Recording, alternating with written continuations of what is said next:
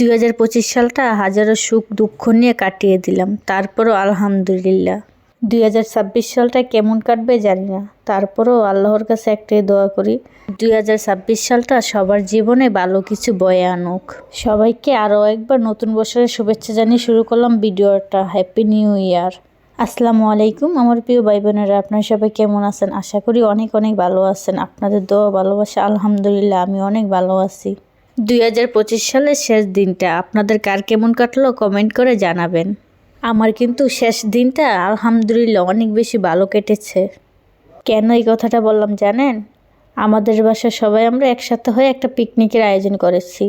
আর সবাই যখন একসাথে হয় তাহলে তো মনটা এমনিতে অনেক বেশি ভালো হয়ে যায়, কি বলেন আপনারা? আর পিকনিকের আয়োজনটা করা হয়েছে আমার বাসায়, তাই তো আমার আনন্দটা আরও বেশি হয়েছে। আজকে আমাদের পিকনিকে ছিল গরুর মাংস বোনা আর ছিল সবজি খিচুড়ি। আপনাদের সাথে কথা বলতে বলতে কিন্তু আমার ভিডিওটা অনেকখানি চলে গেল, আপনারা তো হয়তো বা দেখেছেন। যেমন আমরা কিন্তু সবাই মিলে ছাদের ভিতরে বসে এই সবজিগুলো কাটাকুটা করেছি। কালকে আবার অনেক দিন পরে অনেক বেশি রোদ উঠেছিল, রোদের ভিতর বসে সবাই যখন একসাথে কাজ করছিলাম অনেক বেশি ভালো লাগছিল। সব কিছু কাটাকুটা করে আমি আবার ডাল বেজে সব কিছু রেডি করে রেখেছিলাম। সন্ধ্যার দিকে আমরা রান্না শুরু করলাম। রান্নাটা করেছিল আমাদের বাসার নিস্তালা এক ভাইয়া, আর হেল্পার হিসাবে ছিলাম আমি আর বাবি, মানে ভাইয়ার ওয়াইফ। ভাইয়া আসার আগে আমি আগেই সব কিছু বাসায় রেডি করে রেখেছিলাম, যেমন আদা রসুন ব্লেন্ডার করে রাখা, সবজি ধুয়ে রাখা, ডালগুলো বেজে রেখেছিলাম, ডাল ভিজিয়ে রেখেছিলাম। এই সব কিছু আমি আগে রেডি করে রেখেছিলাম। পরে সন্ধ্যার দিকে ভাই আসছিল, ভাই আসার পরে রান্নাটা করে নিল ভাইয়া প্রথমে বলছিল আমি রান্না করার জন্য, কিন্তু আমি আর সাহস করে এতগুলো রান্না করার দায়িত্বটা নেইনি। কারণ এই জায়গায় 20 জন মানুষের আয়োজন করা হয়েছিল, আর 20 জন মানুষের রান্না তো অনেকগুলো, জানেনই তো, অনেক বড় পাতিলে রান্না করা লাগে। আর এত বড় পাতিলে আমি কখনো রান্না করিনি, আর এত বড় পাতিলে নাড়াছাড়া করাটাও কষ্ট। যাই হোক, আপনাদের সাথে কথা বলতে বলতে কিন্তু আমাদের রান্না বান্না শেষ হয়ে গিয়েছিল। শেষ করে আমরা সবাই আবার একসাথে বসে খেয়েও নিয়েছিলাম।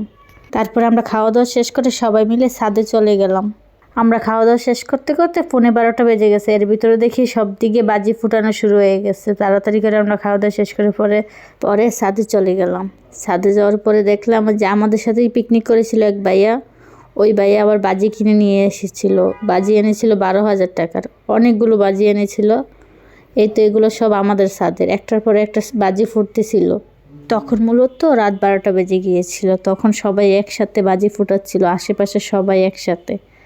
কারণ এই বছর অন্যান্য বছরের তুলনায় একটু বাজি কমই ফুটানো হয়েছে, সরকার থেকে নিষেধাজ্ঞা দেওয়া ছিল। তাই অনেকে মেনেছে, আবার অনেকে মানেনি। কারণ আমরা বাঙালি ভাই, বুঝতে হবে। আমাদের আবার আবেগ বেশি দিন থাকে না। আমি জানি আপনারা অনেকে আবার অনেক বাজে কমেন্ট করতে পারেন যে আপনারা এমন একটা দিনে কিভাবে এত আনন্দ করতে পারেন। অনেক সময় আনন্দ না চাইলেও করতে হয়, সবার মন রক্ষা করার জন্য করতে হয়। কারণ সব কিছু এই জায়গায় আমার উপরে দায়িত্ব ছিল। আমার বাসায় সব কিছু আয়োজন করেছে, আমার বাসায় সব কিছুর আয়োজন করা হয়েছে। যদি আমি মন খারাপ করে থাকি, ওনারা ভাববে কি ওনারা আমার বাসায় এসেছে, আমার বাসায় এত আয়োজন করেছে, এত ঝামেলা করেছে, তাই হয়তো বা আমার মন খারাপ। তাই আমি চাইলেও মন খারাপ করে থাকতে পারবো না।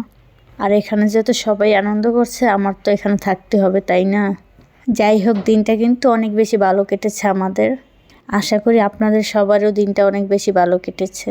আমি এই দোয়াই করি যেন নতুন বছরে সবার দিনগুলো খুবই ভালো কাটে। ভাইয়া কিন্তু অনেক রকমের বাজি এনেছে, সব কটা বাজি ফাটানো শেষ। এখন আমরা তারাবাতি জ্বালাবো, এতে সবার হাতে নিয়ে নিয়ে জ্বালাচ্ছে। পরে আমিও একটা জ্বালিয়ে নিয়েছি, কিন্তু আমি একটা না, আমি 2টা জ্বালিয়েছি। প্রথমেরটা ভালোই জ্বলছিল, কিন্তু পরেরটার বেশি একটা জ্বলেনি।